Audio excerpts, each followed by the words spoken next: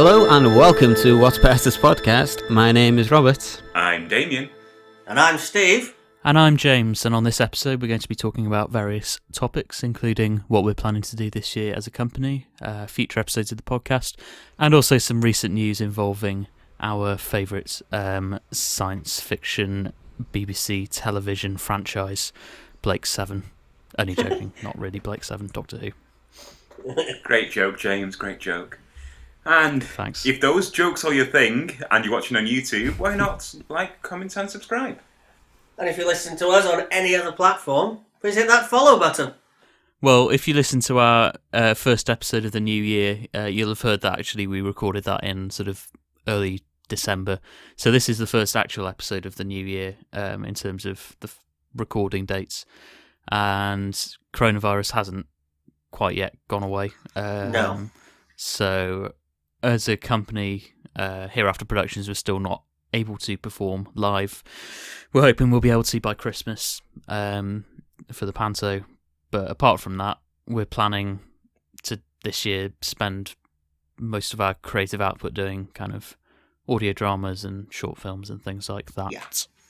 You mentioned the pandemic earlier. I thought we weren't to mention the pandemic. Sorry, we won't mention it again after this point. We won't mention it until the next time.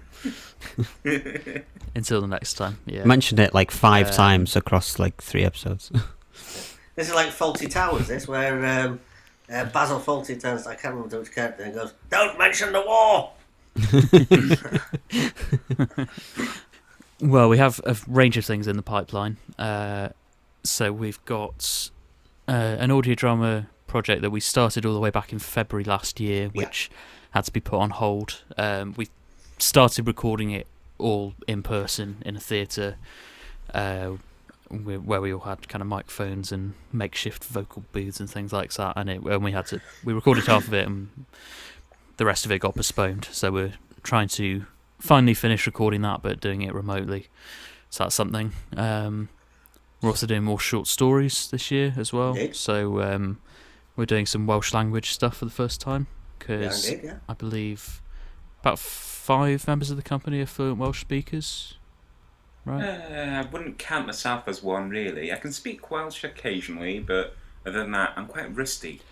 You went to a Welsh language school though, Damian, so... Yeah, but I was quite the rebel and didn't talk Welsh. Like, the school was like, talk Welsh or you get detention. And I'm like, you can't tell me what to do! I kind of regret that now. Rebel. Rebel weekend go down. You've had a rebel without a cause. This is rebel without a clue. Yeah.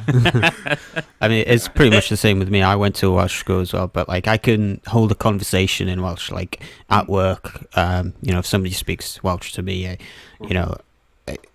to be polite, I respond back to them in Welsh. But if like they speak too fast or they use big words or whatever, I'm like, what?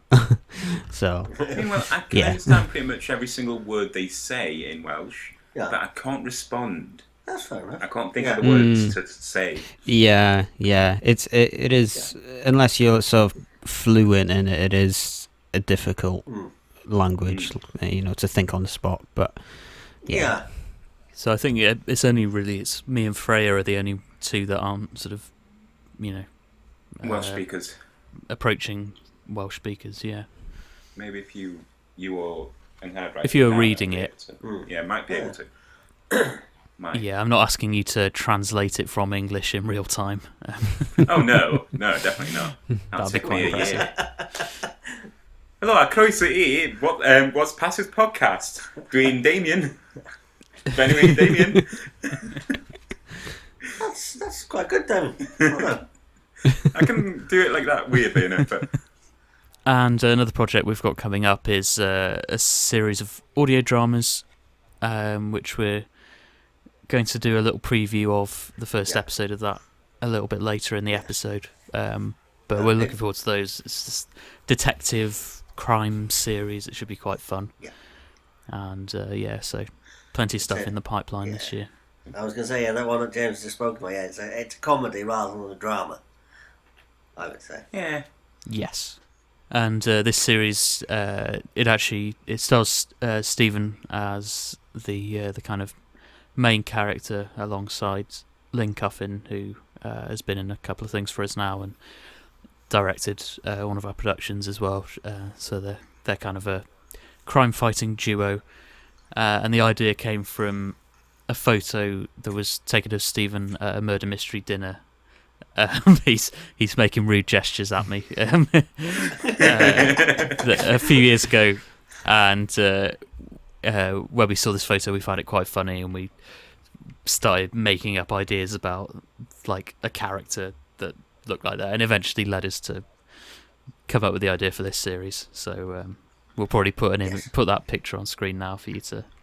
Yeah, here you are, guys. Look at that beautiful hair he's got. Please have a good laugh.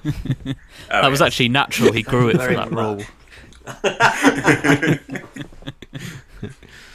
Strange thing is, though, seeing him beardless. Yes. That was a while ago, that picture. Yeah, it's always quite disturbing. Yeah. Sure enough now, Steve has a really short beard now, pretty short beard. But a few episodes back with this podcast, his beard was like Santa almost, but not white. No. But with white strands. What? You'll have seen it on. You would have seen that on the Santa at the Station. Oh yes, that we've talked about previously. Yeah. Yes. Yeah, a picture of Steve was on the screen on the YouTube video version of this podcast. The picture was up for quite a while, so you'd be able to see all those lovely white hairs he has, or had. He's shaved them now, but yeah, it's under the picture you can go and laugh at. Also, the one where you were put in a duck costume was which you'll see here. You can see it now. Apparently this episode is Pick on Steve episode.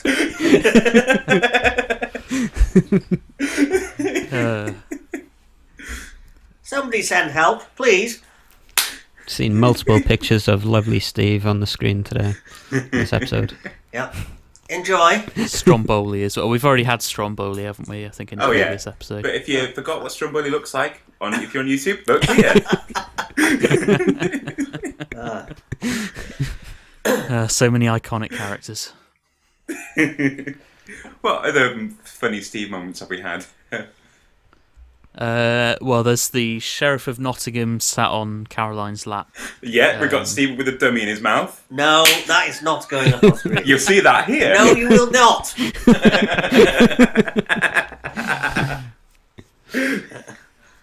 Okay, we respect Stephen's wishes. It's going up anyway. Excuse me. No. Stephen as bottom as well. If you like all these pictures of Steve, then just hit that like button down below if you're watching it on YouTube. If you want to see the pictures, then you more or less have to watch it on YouTube. So just while you're there, hit the like button anyway. Oh yes. Show the love for Steve. It must be love. Copyrighted music. Oh dear. And and we're also hopefully planning a short film that we're going to make as well at some point this year. Yeah. The four of us mainly. So Cool. looking forward to that. Lots of exciting stuff and more coming this year from us. What is this? What is this film? No idea. Oh right, you haven't. I haven't made it had any ideas yet. The idea is let's do a short film. Yeah. Right. Okay. No, I mean, like, is it going to be like, when you say a short film, you mean like in-person kind of film, or you mean like an animation, or? Yeah, I was thinking trying to shoot something sort of outdoors so that we're able to meet up and shoot things in person. Okay. But Of course, within the guidelines of COVID rules as well. Yeah. Like, Yeah. follow So all the guidelines. you want to film something like they do on the soaps? Yeah, I mean, the idea is so far just to do a kind of 10-minute short film that we film outdoors on location somewhere with a small cast, and kind of partly just to kind of hone some of those techniques that we're going to use hopefully in the future for that film that Tom's written? You keep forgetting the title of that, don't you? I keep forgetting- Homicidal. Homicidal. That's it. I've got it now, I think. Yeah. Hopefully when we can meet up and not in lockdown, hopefully we're going to read through it and get started on it. We would have started it by now, like ages ago. It's just obviously we've been held back a lot, so... Yeah. When Homicidal wins the Oscar for Best Film, we're all going to be sat there at the Oscars and they're going to say, and the award for Best Film goes to Homicidal, and I'll be like, oh, damn it. Wait, is that our film? I can't. It is our film, isn't it?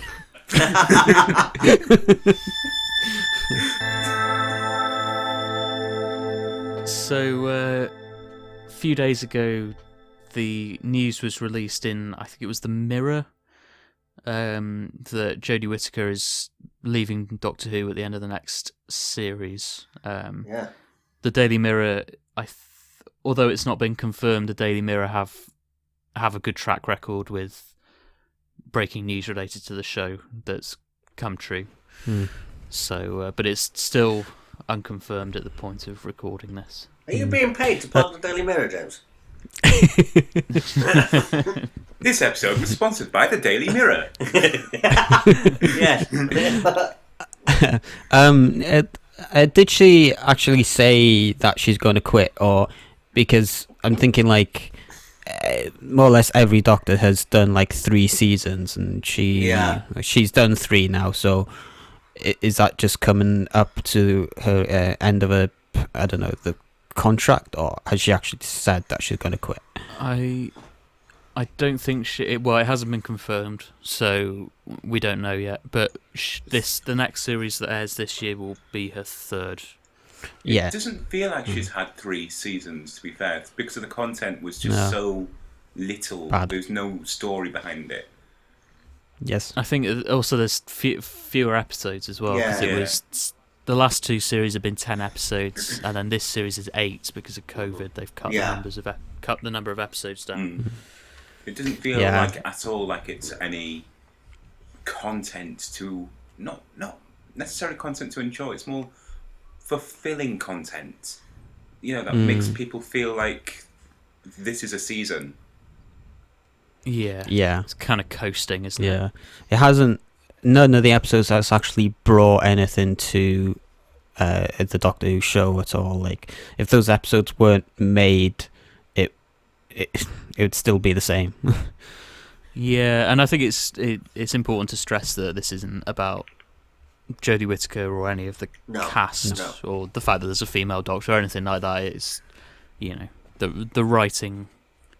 I think it's been pretty lackluster. The writing and directing, in my opinion, really. But Chris Chibnall has tried his best with it. So I've got to say, though, he's tried his best with what he's been given. Yeah. So, and same as all the other writers and casts and everyone.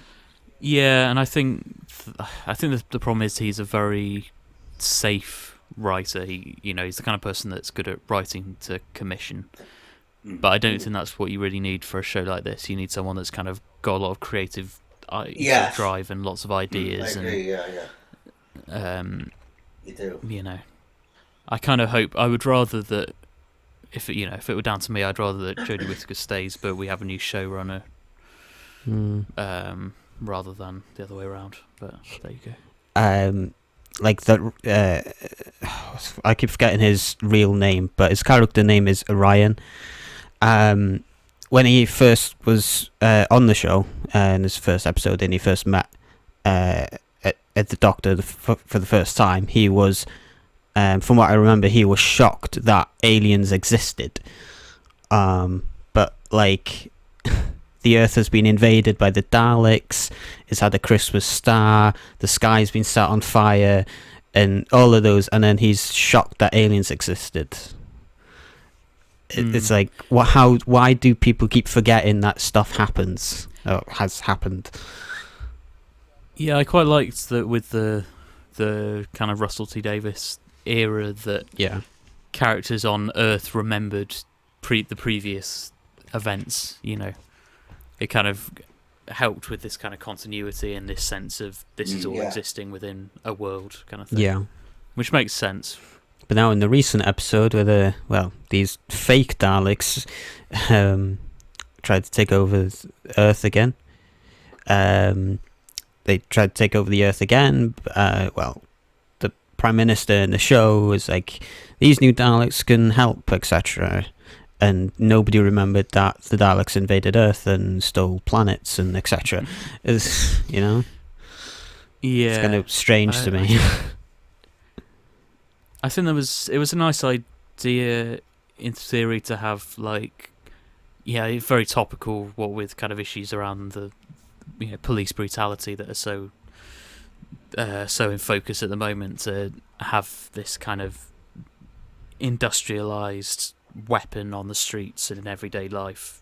Yeah, it was a good idea, but I just problem is I didn't really do anything with that idea. Yeah. My favorite bit of that episode though was when they were on the bridge, the real Daleks versus the fake Daleks. The real Daleks was like, please identify yourself. The fake Daleks was like, we are the Daleks. Real Daleks were, you are not Daleks. You are obsolete or something. Yes, we are the real Daleks. The conversation's weird. If I find the time, I might edit your put a ring modulator on your voice to make it sound like an actual Dalek. Cool. Go for it.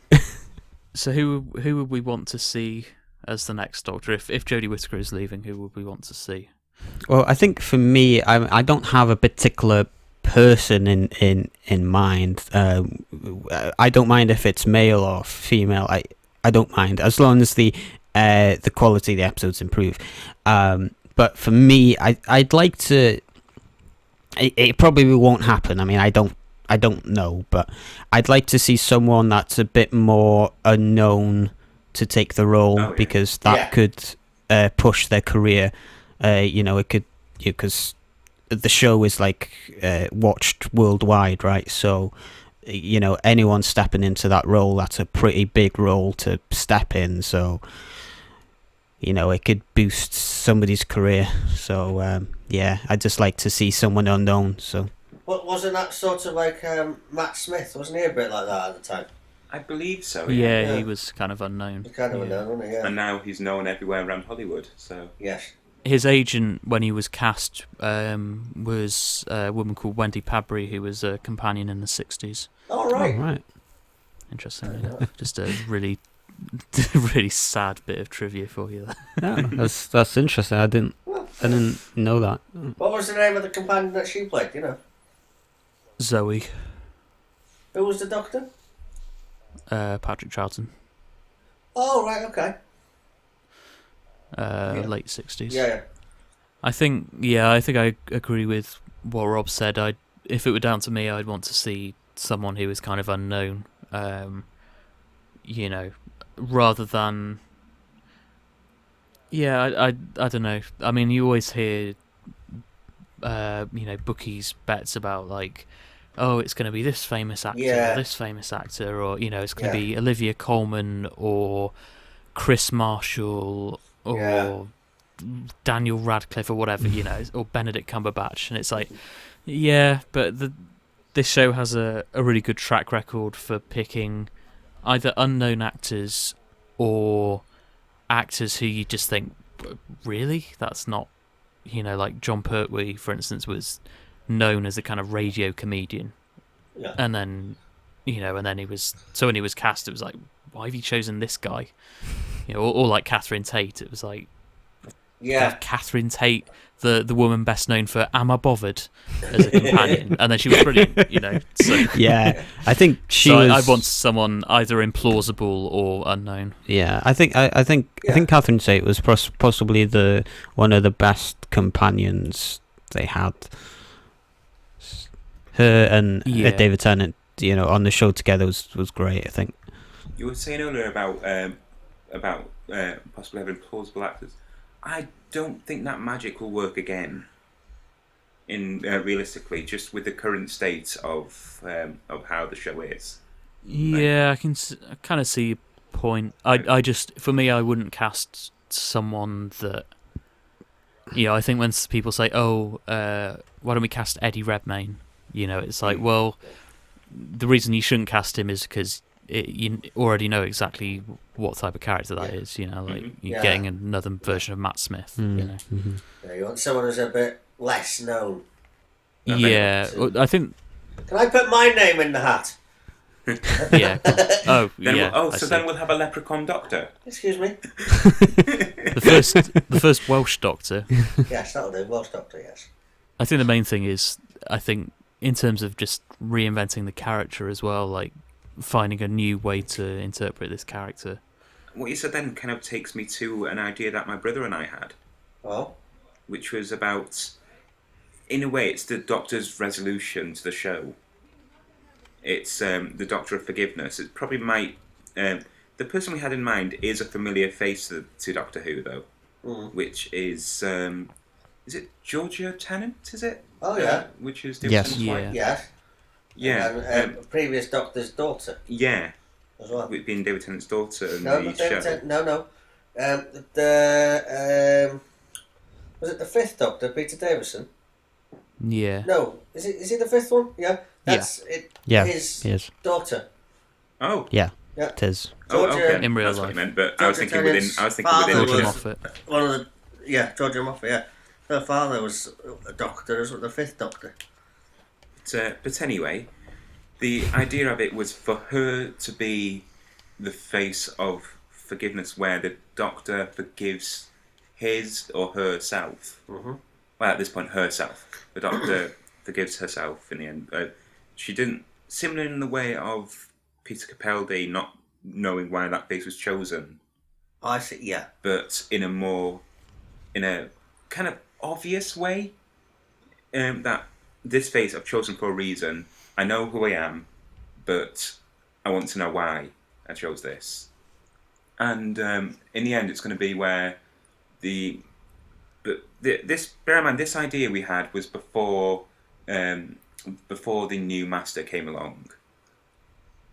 We had this idea that the Master came back, sort of similar behaviour to how Missy was, and in the end, the Doctor has to have one final decision, where after she forgave herself, whatnot, and she ends up giving her life, and it's her life what everyone else is. Oh. In the end, she chooses to risk her own life to save everyone else, pretty much as she does every episode, really. But this time she really does die, no regenerations. But she passes as she's dying, she tells the Master, carry on helping people. The Master does, during some relationships throughout the series, and doesn't want to become the Master anymore, doesn't want to be called the Master anymore. The Master wants to leave that past behind and become the Curator, which, as I've stated earlier, the Curator is from the 50th anniversary. Yeah. And that would be a nod to that episode. Wouldn't be a direct thing, and possibly wouldn't have possibly be an ending to Doctor Who altogether, and its spin-offs, but it would be a nice ending in my opinion. Talking of Doctor Who, Captain Jack come back. Ugh. Do you think that might be a nod to Torchwood returning? I doubt it. No. Torchwood I know they revisited. did some audio Torchwood stuff today. But Yeah, they do. They have a monthly Torchwood range. yeah, Oh, cool. but I don't think they'll bring Torchwood back. I mean, I really enjoyed that show. Yeah. But I think if they bring it back again and try to get new ideas, I think like with many shows, if you try to stretch it out, it'll show that you're starting to run out of ideas. So I think they should leave it as it is, because it was, I think it was really good. So I've never watched Torchwood. Haven't you? No. I've never seen it either, no. wow, you should. And you call yourself a Doctor Who fan, James. Yeah. Did you realise, James, that the word Torchwood is an anagram of Doctor Who? I did know that, yeah. Yeah. I think that's public knowledge at this point. Yeah, but let's put it this way: Torchwood has 4 seasons in total, and it's the entirety of the show is a lot better than any Jodie Whittaker episode. Oh, right. So I think you'll enjoy it a lot more. It's more, Have a look Yeah. yeah, it's more of like Christopher Eccleston, David Tennant kind of era, a Doctor Who style of episodes. Yes, it is. Yeah. Who would we want to see as the Master? Ooh, I don't know. Ooh, good question. That's a good question. Stephen Michael Bennett. I went, yeah, that was a year ago. Michael. I think we should yet again go for something that's. I think we should go for a person who is not as known, but has been around the film and TV business. Yeah, Just someone who's had a bit of experience, yeah, that's fair but enough. not at the same time. Yeah. I said that I can't actually think of anyone Off off the top of my head. head. No. And something that would be a really interesting master would be Peter Dinklage, of all people, in my opinion. Do you know who Peter Dinklage is? Is he the Jim? guy from Game of Thrones? Yeah, he played Tyrion Lannister. Yeah. It'd be an interesting version, really. Yeah, Like, yeah. Yeah. I yeah. don't think being the master of a British TV show would be his cup of tea, but No. Olivia Colman. no. Seeing as she's in everything. Yeah. I think they should make a TV show where it's just Olivia Colman playing every character. As a kind of self-aware comment on the incestuous nature of British drama. Just going back to the Doctor, I just really just came to my mind now. Who I'd actually like to see as an actual version of the Doctor, not the cartoon version, is Richard E. Grant. He has been in an episode of Doctor Who before. Yeah, from what I can tell, he's been in a few episodes of Doctor Who anyway as the Great Intelligence. That's it, yeah. But it would have been nice to see him as the Doctor because that was planned at some point. Yeah, the Shouker, isn't it? Scream of the Shouker. I've never seen that. That's it. Sorry. What I would have liked to have seen before John Sims became the Master, I would like to have seen Sir Derek Jacobi be the Master for a bit longer. Haha. Big Finish has got you covered. They've done like 6 series of the War Master with Derek Jacobi. Oh, they? They're really good. What's Big Finish?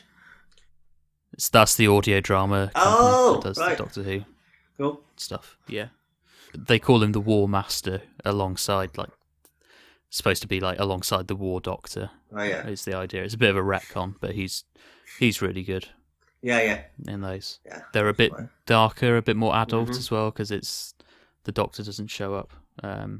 I've listened to the first series of that. It's really, really good. No, sure. Okay, so now we're going to do a short segment from the first episode of this detective series we were talking about earlier, and this is a scene where Stephen's character Willie, he's kind of the main character, meets with his boss, played by me, and this is from early on in the first episode. It hasn't been finished yet, so there might be a few changes made, but we hope you enjoy. Come in! Ah, Fitzwell, come in, take a seat, have a biscuit. Thank you, sir. Now, Fitzwell. Willie, sir. Willie the kid. Willie or won't he? Huh? Listen, Willie, you've been working here for a while now. 6 years and 3 months, Mr. Bathurst. Quite. And, in that time, I don't suppose anyone's told you exactly what it is we do here at Bathurst Petting Zoo, have they? I don't understand, sir. If I've been neglecting my duties in any way... Oh, no. Oh, no, you misunderstand me, my dear boy. As far as you know, our business is bunnies. We rescue them, take them in, feed them, nurse them back to health, and ultimately put them on display for members of the great British public to coo over. Mm-hmm. Only, I'm afraid we haven't exactly been telling you the whole truth. I know this may come as a bit of a shock to you.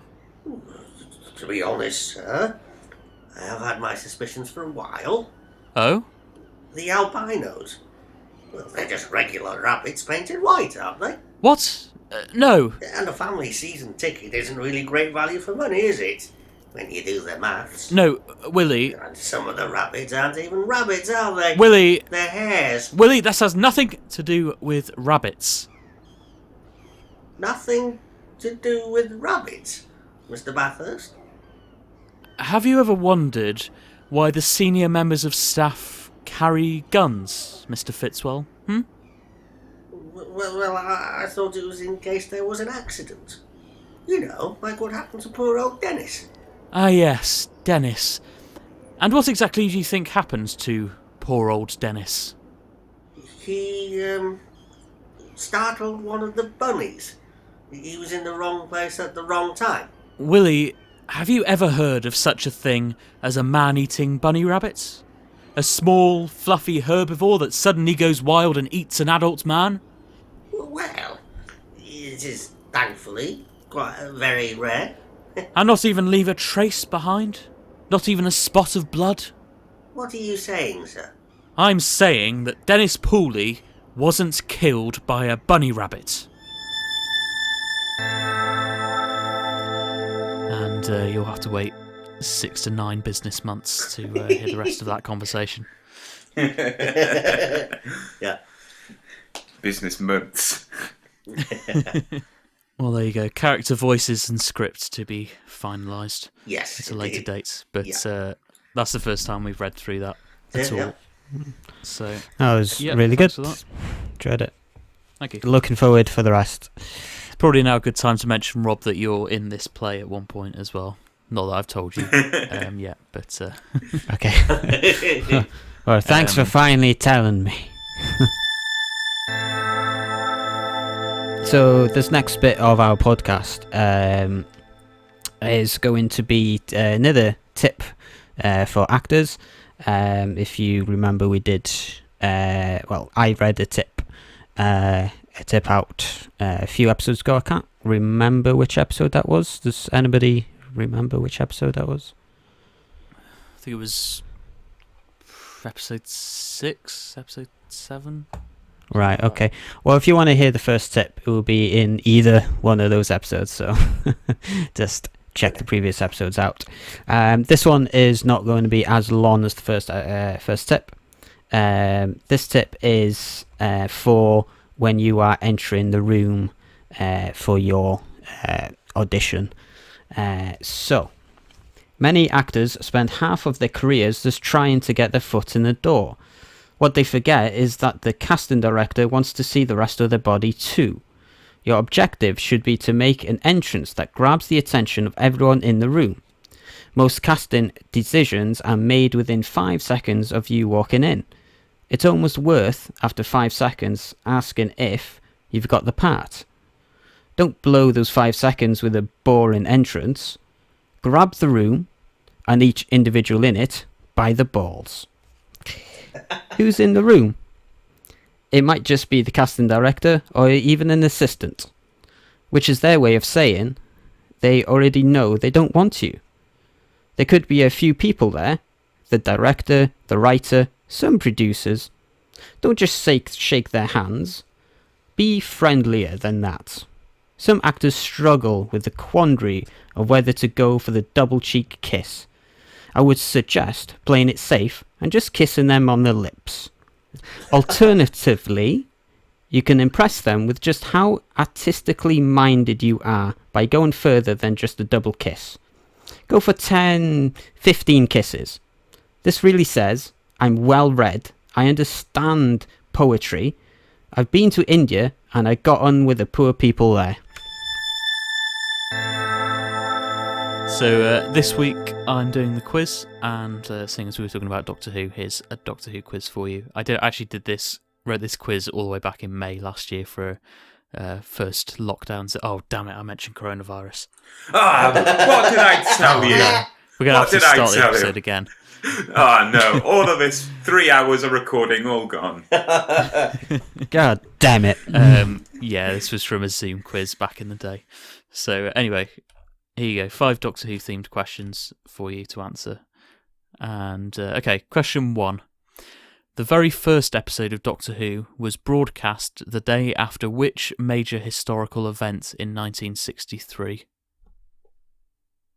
Question 2. The David Tennant Christmas specials, The Christmas Invasion and Voyage of the Damned, take character names from which Shakespeare play? I think it's that one. Question 3.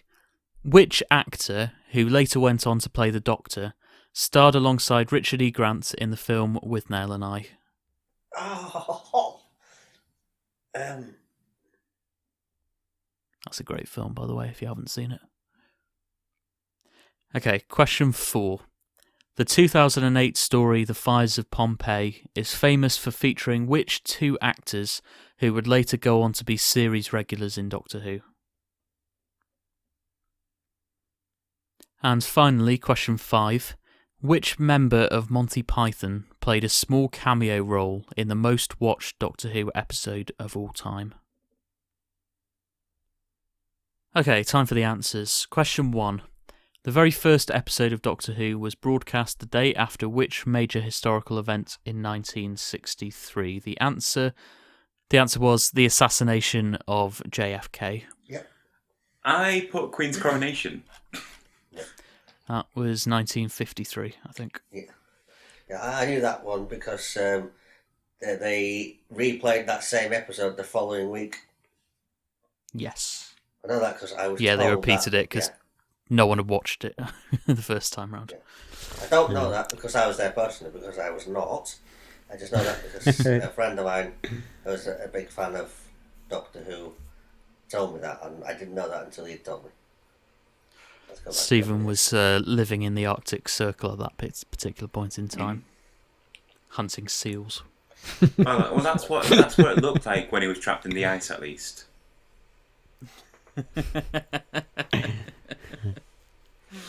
They had to thaw him very slowly and Oh yes. came back to life, and he went, "Oh, where mammoth?"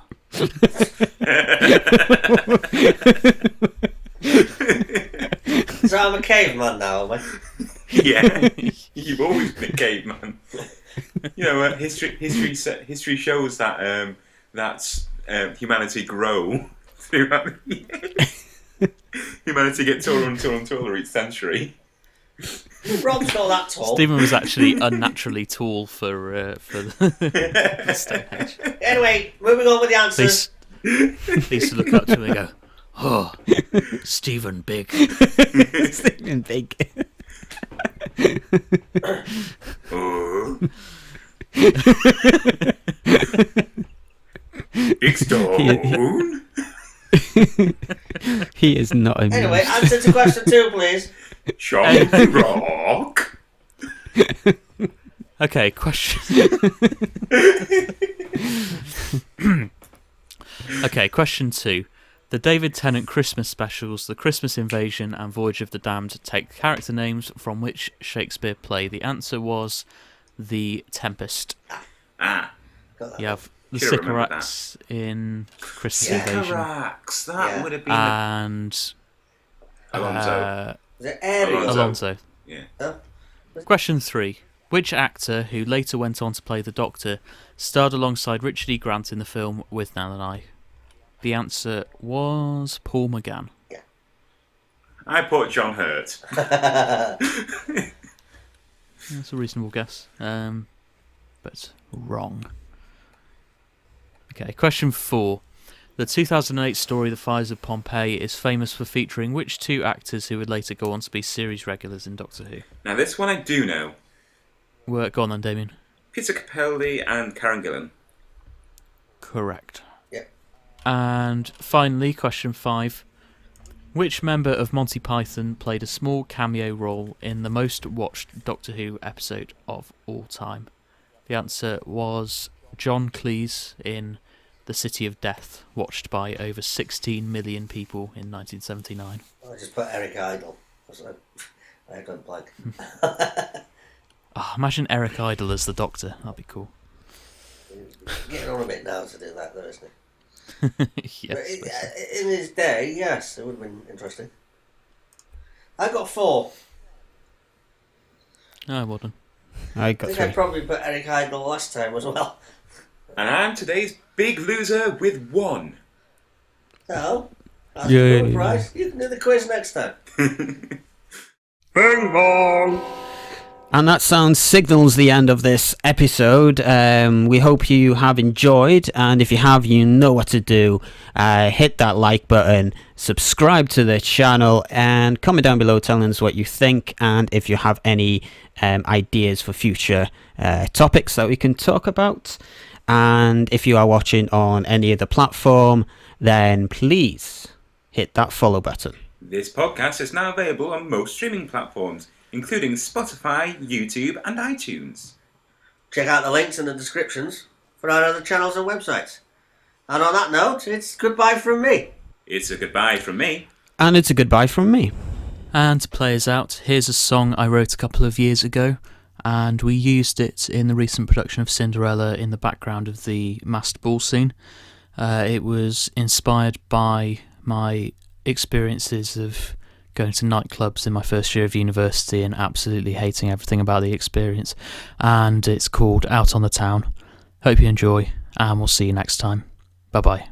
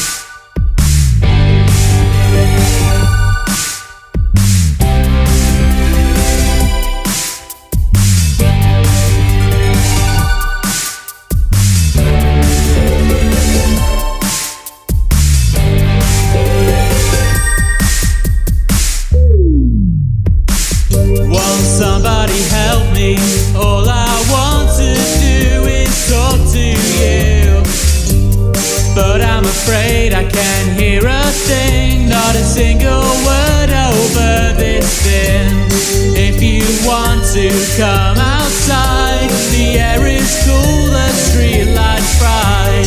You can smoke your cigarettes, I'll take a moment to catch my breath.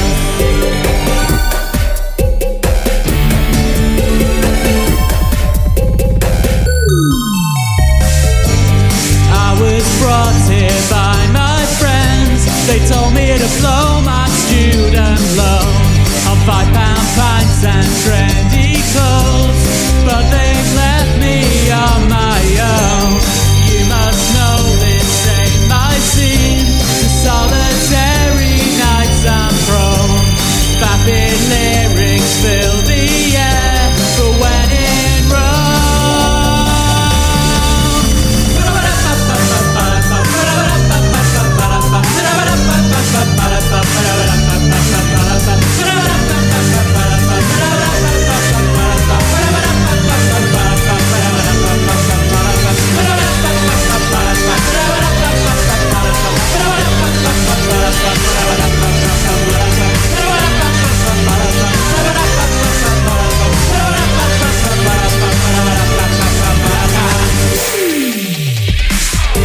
you know I really hate to dance. I'll nurse this fine as long as I can, and hope the alcohol sinks in until it's leaking through my skin. I'm sick and tired